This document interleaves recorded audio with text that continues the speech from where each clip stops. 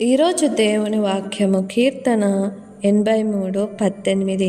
యెహోవా అను నామమును ధరించిన నీవు మాత్రమే సర్వలోకములో మహోన్నతుడవని వారెరుగుదురుగాక అని వాక్యం సెలవిస్తుంది. యెహోవా నామమును ధరించిన వారై, ఆయన నామమును ధరించిన వారమే అనంటే ఆయనను ఎప్పుడైతే మనం నమ్మి రక్షింపబడి బాప్తిసం పొందుకుంటామో అప్పుడు మనం ఆయన నామముని ధరించిన వారమై ఉంటాము.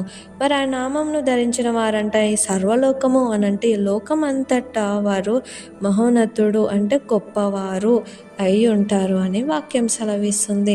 మరి ఈరోజు మనం ఆయన నామాన్ని మనం ధరించినమా లేదా? ఒకవేళ మనం ధరించుకోకుండానే మనం భ్రమలో ఉండి ఆయన నామాన్ని ధరించి ఉన్నాము అని అనుకుంటున్నామేమో. కాదండి, నిజముగా ఎవరైతే రక్షింపబడి ఉంటారో వారికే వాక్యము సొంతము. వారు ధరించినట్లయితే వారు ఈ సర్వలోకంలో మహోన్నతుడని ఈ వాక్యం సెలవిస్తుంది. దేవుడి వాక్యాన్ని దీవించునుగాక.